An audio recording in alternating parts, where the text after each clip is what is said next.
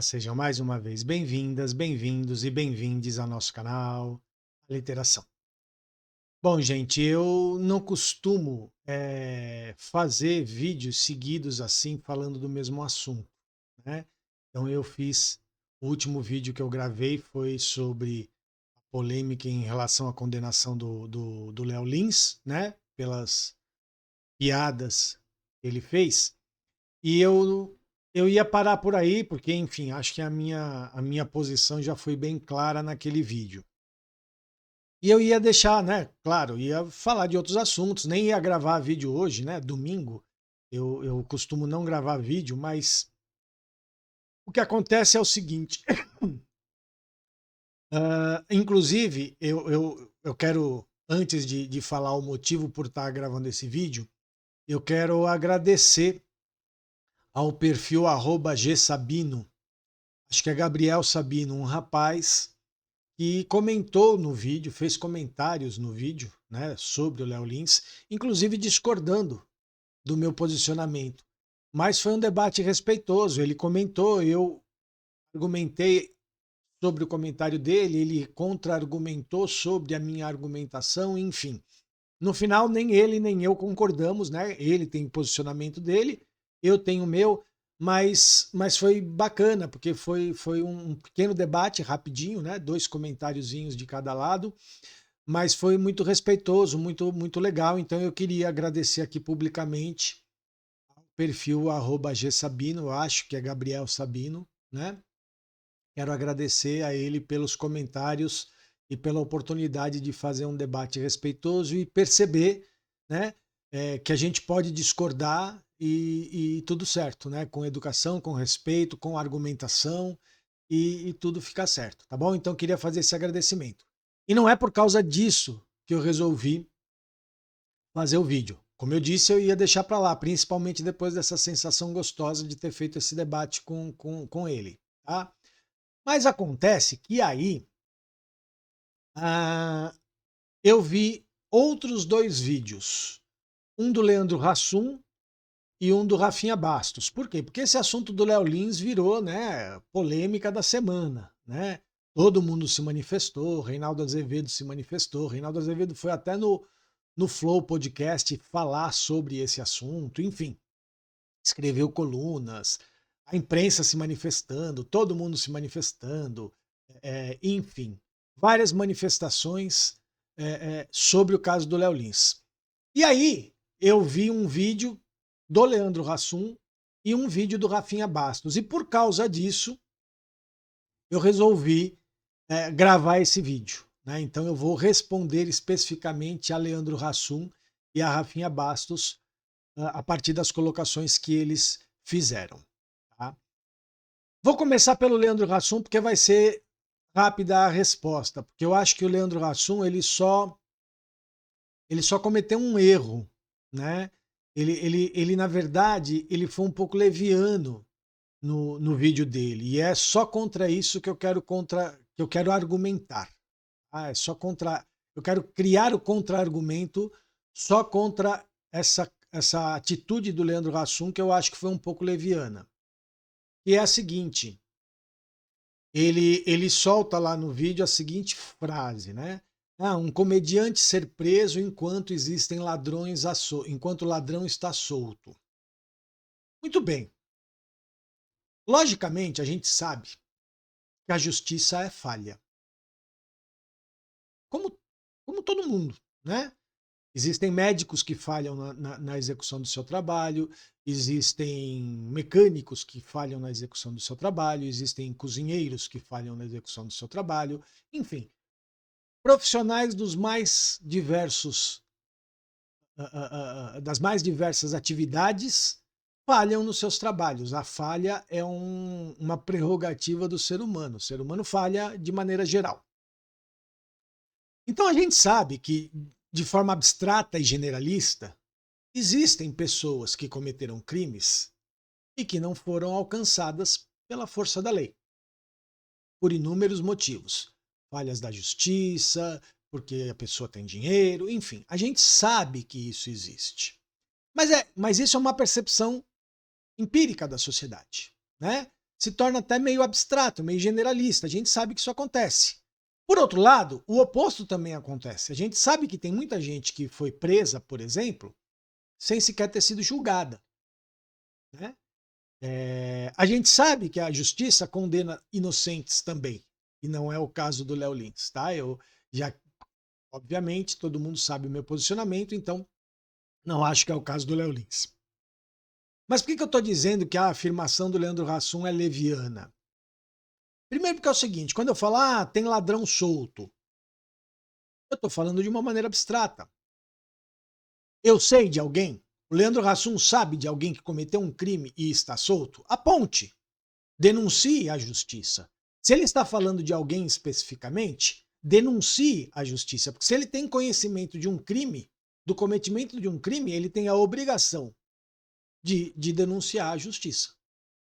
E se ele está falando de forma abstrata, é leviano. Por quê? Porque, óbvio, a gente sabe que isso acontece. Como eu disse, a gente sabe que existem falhas.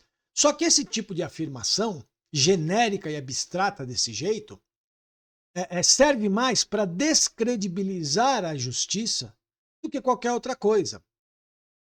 E, como eu disse, a justiça é falha, mas a gente tem que acreditar na justiça e trabalhar coletivamente, enquanto sociedade, para que as falhas sejam as mínimas possíveis. Né? As mínimas possíveis. Deixar de falhar? Nunca vai deixar. Mas que as falhas sejam as mínimas possíveis.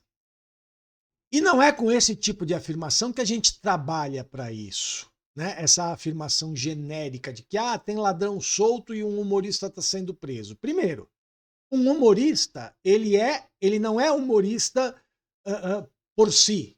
Ele é uma pessoa que exerce uma atividade profissional. E como qualquer pessoa que exerce qualquer atividade profissional, ele pode cometer erros na sua atividade profissional ou fora dela. Esses erros, como eu disse no vídeo passado, se eles rompem o contrato social mais explícito, que é a lei, se transforma em crime, se transforma em delito.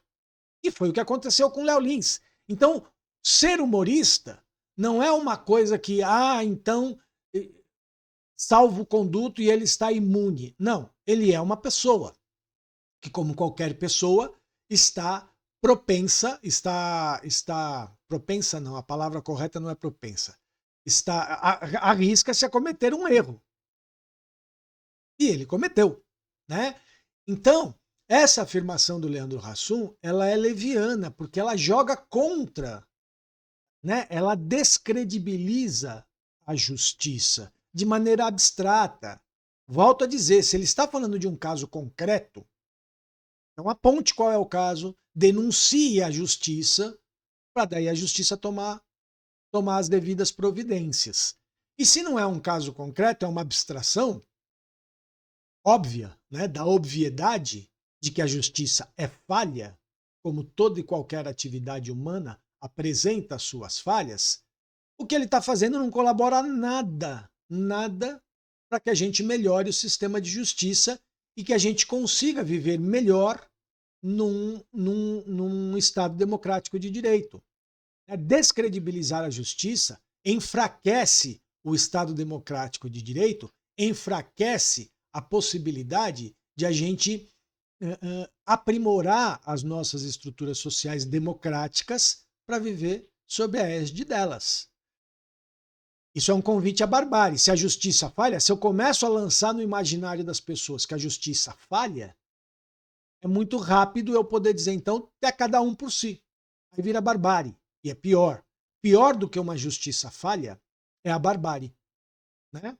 Então, só queria apontar no vídeo do Leandro Hassum esse tipo de comentário. O resto do vídeo não tem problema. Ele, né, defendeu, apesar de eu ter um posicionamento contrário ao dele, não tem problema. Para mim, o grande problema do vídeo dele foi essa afirmação. Né? Uma afirmação que eu considero leviana por todos os motivos que eu expus aqui. Ainda mais quando a justiça, nesse caso, acertou. Né? Quer dizer, aí a justiça acerta. Quando a justiça acerta, eu vou lá e faço um vídeo falando de maneira abstrata que a justiça é falha. Tudo bem, ele acha que a justiça falhou nesse caso. Ok. Mas então vamos nos ater ao caso. Né? Como diz o Reinaldo Azevedo, leia a sentença da juíza, veja o que ela fez. Né? Tem gente falando, mas a pena, até gente de esquerda falando, mas a pena foi exagerada. Então, a gente não entende de dosimetria de pena para dizer que a pena foi exagerada ou não. Eu posso achar que a pena foi exagerada, eu não acho. Né? Mas eu posso achar que a pena foi exagerada. Só que o problema é, a gente entende disso? A gente sabe qual foi a dosimetria que a juíza utilizou? Então, assim, gente, é isso. Não vamos entrar. Quer dizer, aí o Leandro Hassum vai para um corporativismo tosco, vazio, e faz uma afirmação leviana. Tá? Então, em relação ao Leandro Hassum, era esse o posicionamento que eu queria dar. Agora, em relação ao vídeo do Rafinha Bastos, aí eu vou ter que falar de uma maneira um pouco mais complexa, porque aí eu vou falar de uma coisa que eu entendo mais. O Rafinha Bastos, que é uma pessoa por quem eu não tenho a menor admiração, né? O Leandro Hassum eu ainda considero um comediante bacana. Não acho tão engraçado as coisas que ele faz, mas ok, né? É um cara bacana, é um comediante bacana e tal. O Rafinha Bastos eu não tenho a menor admiração por ele, enfim, nunca achei o que ele faz ou o que ele fez, também nunca acompanhei, né? Então, assim, para mim, Rafinha Bastos é qualquer pessoa. Só é uma pessoa que tem fama, né? Não acho que ele tenha trazido até hoje alguma contribuição significativa para a sociedade. Mas, enfim. Aí ele faz um vídeo querendo ser irônico. Que genial, né? Querendo ser irônico. Olha como ele é inteligente. Aí ele vai e faz a lista das pessoas que ele fala que concorda no vídeo, né? Ele está concordando com a prisão do Léo Lins, obviamente de maneira sarcástica, tá? Mas ele está concordando com a prisão do Léo Lins e aí ele lista pessoas que precisariam ser presas também, né? Para dar o exemplo, assim como foi com o Léo Lins. Aí ele fala da Adriana Esteves, que fez a Carminha de Avenida Brasil, porque ela abandonou uma criança. Aí ele fala da Renata Sorrá, né, que fez a Nazaré em Senhora do Destino, porque sequestrou um bebê. E aí ele fala da Odete Reutemann, né? É, é, e aí, então ele fala de vários personagens de novelas, porque afinal de contas elas cometeram crimes e as atrizes então deveriam ser presas. Querendo dizer que o Léo Lins fez foi um personagem em cena. Então, eu vou comentar, né? Eu vou fazer uma análise, porque é o que eu disse. É de uma coisa que eu entendo um pouco mais. Eu faço doutorado em estudos literários. E uma parte da minha pesquisa é justamente sobre o que é a personagem na literatura. Aí você vai dizer, não, mas você está falando da literatura, a gente está falando do teatro. Então, no meu mestrado, eu dediquei uma parte da minha dissertação de mestrado sobre teatro para falar da personagem no teatro. Então, personagem é uma coisa que eu entendo um pouco, porque é o que eu estudo. Né? É uma das partes sobre as quais eu me debruço na minha pesquisa acadêmica, tanto no meu mestrado, no teatro, agora, como agora no meu doutorado na literatura. E eu quero dizer ao Rafinha Bastos e a quem está usando esse argumento da personagem, né? O seguinte: estar em cena, estar num palco, não é necessariamente fazer uma personagem. Tá? Assim como estar na rua, não é necessariamente ser a pessoa real. A existência da personagem não está condicionada ao lugar onde ela está, ao lugar físico onde ela está. A existência da personagem ela está condicionada a uma série de fatores. E aí eu vou começar fazendo referência ao Pirandello, que para mim escreveu talvez um dos melhores tratados sobre a configuração da personagem, em forma de peça de teatro. Né? Ele tem uma peça chamada Seis Personagens à Procura de um Autor, que eu já tive o privilégio de dirigir, né? há um bom tempo. Foi uma montagem super bacana. E o ponto central desse texto do Pirandello é a diferença entre a personagem e o ator interpretando a personagem.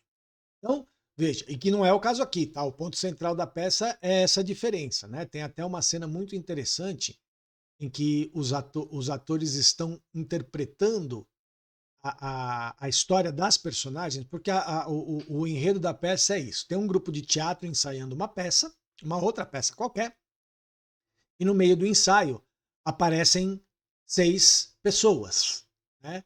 Um pai, uma mãe e 4 filhos, vamos dizer assim, né? 2 adolescentes, 2 jovens, uma jovem adulta, um outro jovem adulto e 2 crianças, né? Dizendo que são personagens, que o autor começou a escrever a história delas e parou. E que elas estão então à procura de alguém que termine de escrever a história delas. E aí, primeiro, obviamente, o diretor do grupo de teatro não acredita, ninguém acredita, porque como assim? Personagens existem no texto e não na vida real e tal, enfim. E com o decorrer do tempo, o diretor fica seduzido pela possibilidade de ser ele o autor da história da vida dessas personagens, né? E aí, então, a personagem pai, né, que, entre aspas, é o porta-voz desse grupo de personagens, começa a contar a história, enfim, e aí o diretor vai e pede para os atores ensaiarem para poder ver como é que seria, se seria uma história bacana e tal.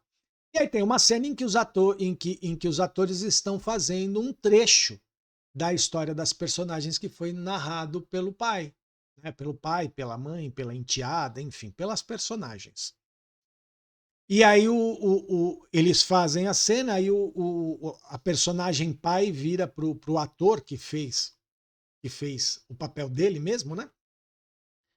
E fala assim: olha, o senhor me desculpe, por mais que eu reconheça o seu talento, enfim, o senhor tem um talento e tal, mas o senhor não sou eu não estou me enxergando aí, não sou eu. É como o senhor me vê, se é que o senhor me vê de alguma maneira, mas não sou eu de verdade. E aí, nessa mesma cena, o pai vira para o diretor e fala: por que os atores têm que fazer? Né? Aí o diretor fala: porque no teatro, quem faz as personagens são os atores. E aí o pai fala: mas é estranho, porque se as personagens estão vivas aqui diante de vocês. Enfim, essa peça é uma grande discussão sobre a realidade da personagem. Né? E por que eu estou citando isso? Porque tem um trecho da peça em que o diretor vira pro pai e fala: porque eu sou um hoje e outro amanhã. Eu posso ter um posicionamento e mudar, eu posso fazer alguma coisa e desfazer, enfim, né? Porque eu estou em constante transformação. E aí o pai fala: pois é, mas nós não. Essa é a nossa tragédia. Nós estamos sempre condenados a fazer a mesma coisa. E aí eu queria que vocês prestassem atenção nisso. Por quê? Porque personagem, gente, é uma ente viva. Eu defendo isso. Eu no ano retrasado, participei de um congresso de literatura onde eu apresentei um trabalho, um artigo sobre a personagem, né? Sobre a personagem na literatura. Esse artigo, inclusive, está publicado nos anais desse evento. Tá? Então, assim, a personagem é forma. A personagem não tem vida. Vida do jeito que a gente entende. Ela tem uma vida delimitada por uma criação artística, ela tem uma forma. Né? A vida da personagem tem começo determinado e fim determinado. A nossa vida humana, ela tem um começo determinado, quando a gente nasce. Mas ela não tem um fim determinado, porque ela é um devir enquanto a gente está vivo, né? A gente faz uma coisa, a gente pode fazer outra, né? A gente tem escolhas. A personagem não. personagem ela tem toda a sua vida já desenhada, do começo ao fim, e ela não tem escolhas. Ela faz aquilo que está determinado a ela fazer. Porque ela é uma ente de forma, uma ente formal. Como diz Manuel de Barros, é um ente de sílabas, né? No caso da personagem literária. Mas ela é uma ente formal, ela tem forma, ela está definida dentro de um enredo. Isso é que caracteriza a personagem da ficção. Existe um enredo já determinado que será sempre o mesmo. Romeu nunca vai deixar de morrer. Julieta nunca vai deixar de morrer. Bentinho nunca vai deixar de achar que a Capitu o traiu. O senhor da terceira margem do rio nunca vai deixar de pegar o barco e ir para o meio do rio. Então veja, personagens. Existe um enredo, existe uma situação pré-determinada para que essas entes formais, que são forma,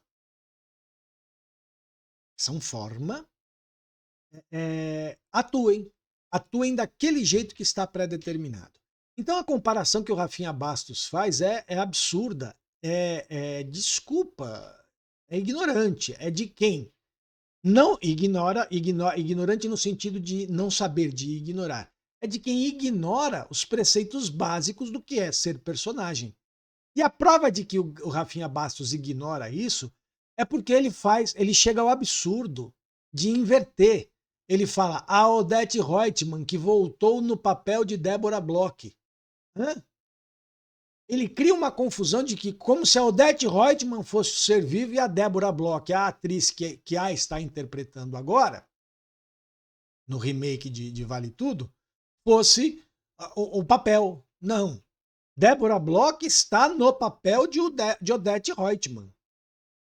O papel é a Odete Roitman, não é a Débora Bloch. A Débora Bloch é o ser humano, a atriz, a mulher, a pessoa viva, que está interpretando uma personagem chamada Odete Roitman. Por isso que se chama papel, personagem, está no papel, está no texto.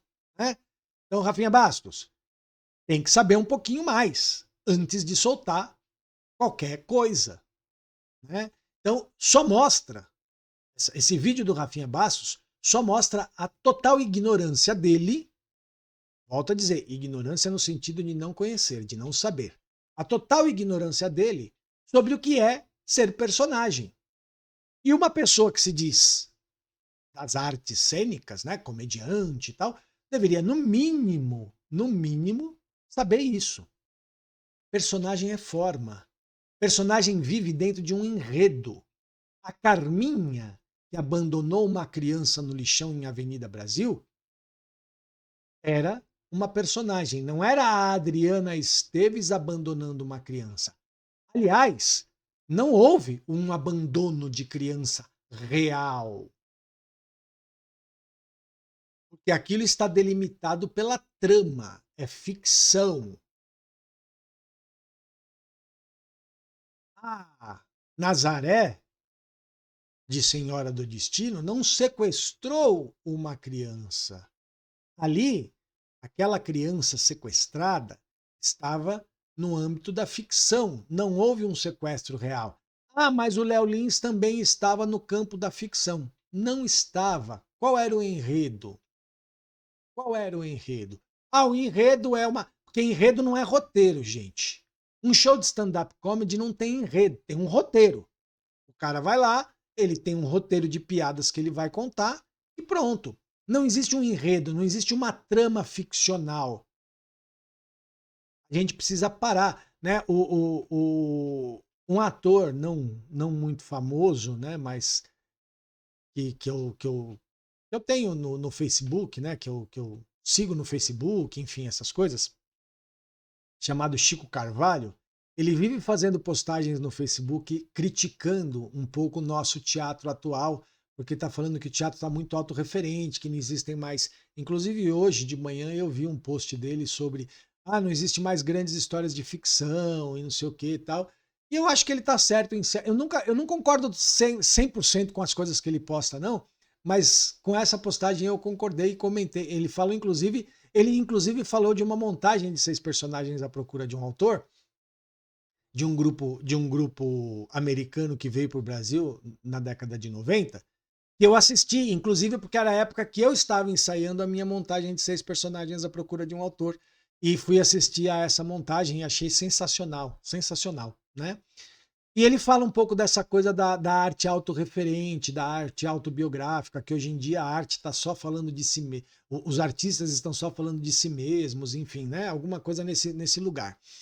E nesse aspecto eu concordo com ele, né? A gente, tudo bem, não, né? Fazer o quê? É assim que a arte está arrumando. E tem seus pontos positivos aí, mas tem seus pontos negativos aí também, né? E para mim, um dos pontos negativos é que o público, e muitas vezes os próprios artistas, estão perdendo um pouco a noção das fronteiras que existem entre o ficcional e o real. O que também é bacana, eu gosto muito dessa diluição das fronteiras entre o ficcional e o real, mas com o intuito de questionar a realidade, não de questionar a ficção, né? Com o intuito de lançar um olhar mais crítico, no sentido de análise, para a realidade e não para a ficção. Não para questionar ou criticar a ficção, né? E quando eu coloco que o Léo Lins está fazendo uma personagem no show dele, o que já tecnicamente eu consegui mostrar que não é, porque um show de stand-up comedy, como eu disse no vídeo passado, a base é o próprio comediante estar de cara limpa, falando, contando as piadas para o público. Não existe um enredo, não existe um universo ficcional onde atuam personagens. Né? Então vamos pegar o exemplo do próprio show do Léo Lins. Né? Então, se ao invés de estar ele contando piadas, nós tivéssemos uma cena onde um comediante conta piada diante de uma plateia e mostra-se na cena pessoas da plateia dando risada e pessoas da plateia indignadas com aquela piada racista que um ator que faz o comediante, que faz a personagem do comediante, conta. Eu tenho esses 3 planos, então veja. Plateia ficcional, comediante ficcional. Contando para esta plateia ficcional uma piada racista. E nesta plateia ficcional mostra, sei lá, 99% das pessoas rindo da piada racista e uma pessoa lá na plateia indignada. Temos uma situação ficcional. Ah, mas e se a plateia inteira rir? Então, aí é que acontece quando a própria ficção reproduz a realidade e não a questiona e não a critica. A gente pode aí sim dizer que é um filme, uma cena, enfim, ruim, porque não dá o contraponto, só reproduz o preconceito da sociedade. Se esta cena do comediante no teatro para uma plateia fictícia tal, estiver dentro de um filme onde depois vai ser feita alguma crítica e tudo mais, beleza. Ah, mas não foi isso que aconteceu? Não, porque a plateia é real. Então veja, quando você rompe, tornar difusas as fronteiras entre a ficção e a realidade para fazer uma análise mais profunda daquilo que a gente chama de realidade, eu acho super bacana. Mas simplesmente confundir ficção com realidade, não. Tudo tem que estar no seu devido lugar. Ficção é ficção, realidade é realidade. Mesmo que a gente questione a validade de tudo isso numa análise mais profunda. Mas o que aconteceu ali não tem nada de ficção. Era o Léo Lins falando as suas piadas. Então, só para responder ao Rafinha Bastos, que demonstrou uma ignorância enorme quando fez alusões a personagens de novelas na sua tentativa de lacração sarcástica, que só demonstrou o quão ignorante sobre o assunto ele é. E se vocês não querem acreditar em mim, eu vi uma coisa muito interessante ontem, né, na internet. Então, se vocês não querem acreditar no que eu estou dizendo, eu vou chamar uma outra pessoa para dizer, né, em outras palavras, de uma maneira mais simples o que eu disse agora, mas para dizer o que eu disse agora. O próprio Léo Lins. Então tá aqui. Eu não sei se a citação é real, mas o livro é real. Então, Léo Lins escreveu um livro chamado Segredos da Comédia Stand-Up, onde, segundo a pessoa que fez a postagem, isso é uma postagem do Twitter, tá? Do X. Na página 88, o próprio Léo Lins diz: ser autêntico é muito importante na comédia stand-up. Afinal, você não está interpretando um personagem com máscaras ou figurinos. A forma de entregar a piada expressa seu ponto de vista perante o assunto. O que vai determinar qual emoção empregar na entrega da piada é o seu sentimento em relação ao assunto. Seja fiel àquele que representa seu ponto de vista diante do assunto. Ser autêntico é muito importante. Então veja, o próprio Léo Lins está dizendo, em poucas palavras, o que eu acabei de dizer. Não existe ficção. Volto a dizer, isso aqui foi uma postagem do Twitter. Não sei se a citação é real, se está na página 88 mesmo do livro, porque eu não li. Mas eu fui procurar ver se o livro existia e o livro existe. Então existe esse livro do Léo Lins. Tá à venda na Amazon e tudo. Eu não vou comprar porque nada que venha do Léo Lins me interessa.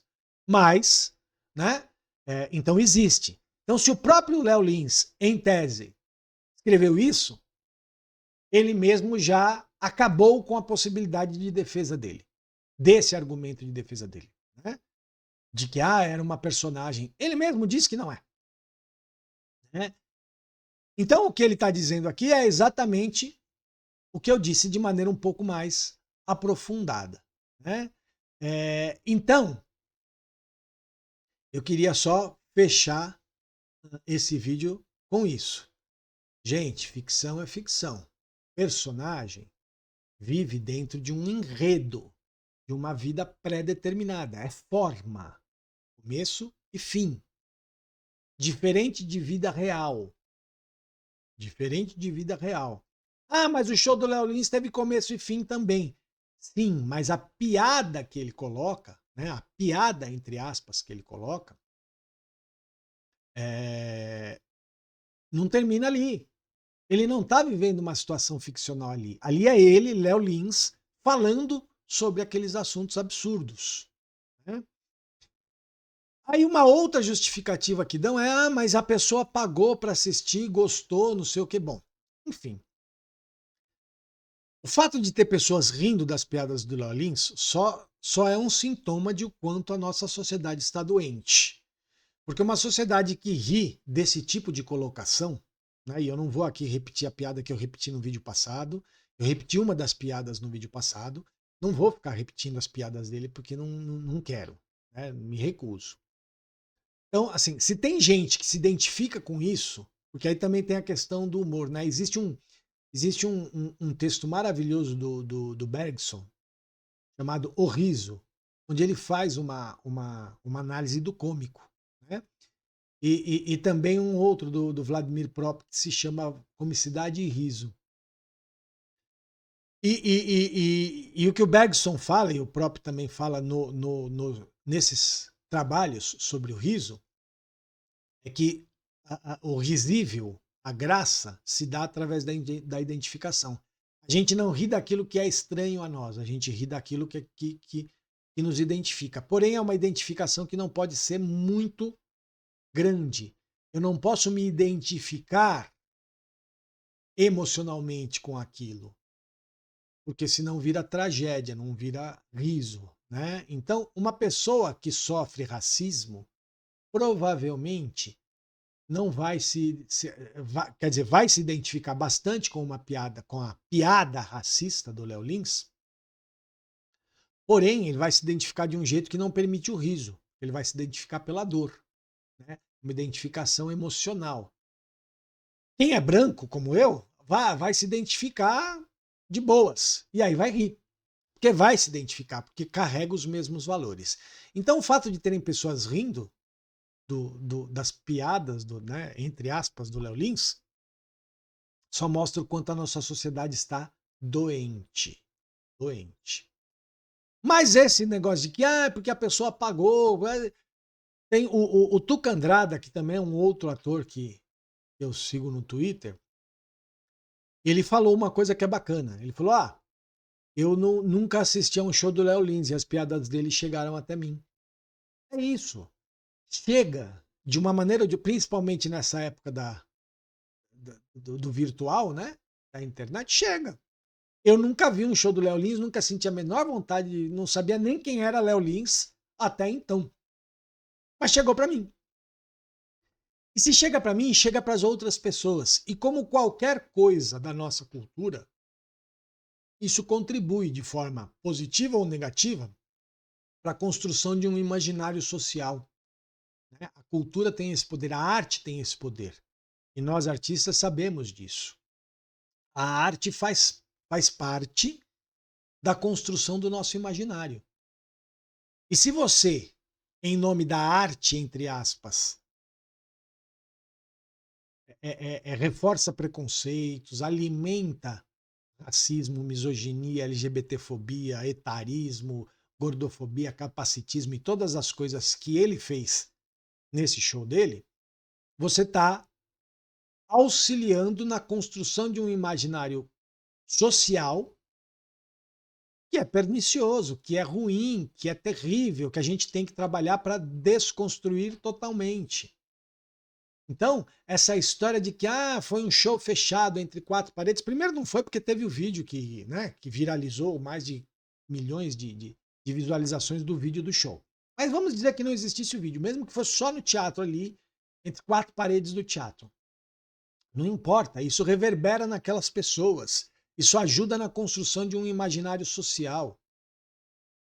E se a gente já tem uma sociedade racista, machista, misógina, LGBTfóbica, gordofóbica, capacitista, etarista e tudo mais, a gente precisa trabalhar para desconstruir isso. E um show como esse do Léo Lins alimenta isso e não desconstrói isso. Então, também esse argumento de que foi um show, as pessoas pagaram, parará, não se sustenta. Não se sustenta. Porque como toda manifestação artística, não para ali, não acaba ali. Isso reverbera de alguma forma. Né? Não um show, mas o imaginário que se cria a partir do contato com a arte reverbera para fora. É por isso que quem faz arte precisa ser responsável por isso, né? Precisa entender isso. Então é isso, gente. Eu queria fazer esse vídeo. Acabou ficando um vídeo mais longo que o primeiro até, mas eu achei que eu devia vir aqui novamente para responder, principalmente ao vídeo do Rafinha Bastos, que foi de uma ignorância ímpar. Né? Mas também ao vídeo do Leandro Hassum, que apesar de não ter sido ignorante, no sentido de não conhecer, foi leviano na sua manifestação sobre a questão do ladrão. Né? A gente precisa entender que a gente tem responsabilidade quando a gente tem uma voz, mesmo pequena, por exemplo, como a minha. Né? Imagina vozes maiores como a do Leandro Hassum e do Rafinha Bastos. A gente precisa ter responsabilidade, tá certo? E toda essa historinha de que ele estava fazendo uma personagem e que não sei o que, era um teatro fechado, não se sustenta. Então, mais uma vez, eu reafirmo aqui que a justiça foi acertadíssima nesse aspecto, tá?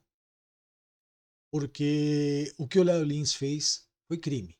Léo Lins no palco contando piadas racistas, machistas, misóginas, LGBTfóbicas, capacitistas, etaristas, enfim, todos esses preconceitos aí.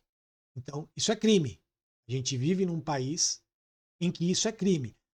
Mas nos Estados Unidos então. Vai viver nos Estados Unidos então. Aqui no Brasil é crime. E para mim, acho ótimo que seja. Acho ótimo que seja. Né? E é isso. Léo Lins que durma com essa. Certo? É isso aí, gente. Espero que vocês tenham gostado. Quem quiser comentar, G. Sabino, se quiser comentar de novo, vamos embora, vamos continuar o debate, eu acho bacana, né? Então, mais uma vez, eu quero te agradecer publicamente pelo debate respeitoso, tá bom? Quem quiser comentar, comenta, compartilha o vídeo, curte o vídeo, se inscreve no canal se não se inscreveram. Se já se inscreveram no canal, chama as pessoas que vocês conhecem para se inscreverem no canal, para a gente aumentar o nosso número de pessoas inscritas, tá bom? Visitem o blog da editora, o blog Aliteração, que é a espinha dorsal do projeto Aliteração como um todo. Logo, logo, final desse mês aí sai o 20º número da revista Fluxos. Os textos já foram selecionados. Visitem o site da editora Literação, se você quiser saber um pouco mais da nossa proposta de publicação de livros. A gente tem uma série de serviços lá, tradução, legendagem, revisão de textos, enfim. Vai lá no site da editora Literação. Se você quer entender um pouquinho mais de arte, faz o nosso curso Filosofia da Arte. A pergunta que não quer calar, afinal, o que é arte? Do Instituto Aliteração, também está lá no blog, tá? E sigam nossas redes sociais: o Instagram, o Facebook, o Twitter, o Spotify, o TikTok. A gente está em todas essas plataformas, tá bom, gente? Valeu, até o próximo vídeo. Tchau, tchau.